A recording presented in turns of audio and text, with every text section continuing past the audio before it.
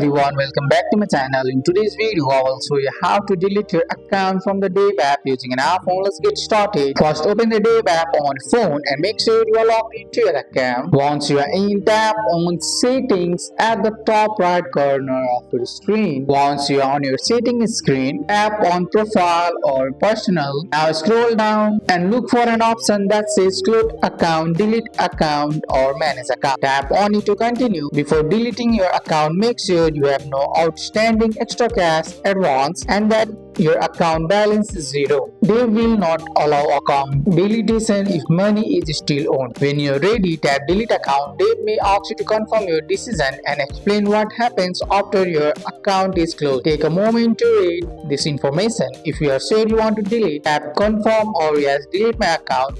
The app will process your request, which may take a few seconds. Once completed, you will see a message confirming that your Dave account has been successfully deleted. And that's it. You have successfully deleted your Dave account using an iPhone. That's all for today's video, guys. I hope you guys liked this video. If you found this video helpful, drop a like, subscribe for more videos. Thanks for watching. See you in the next one.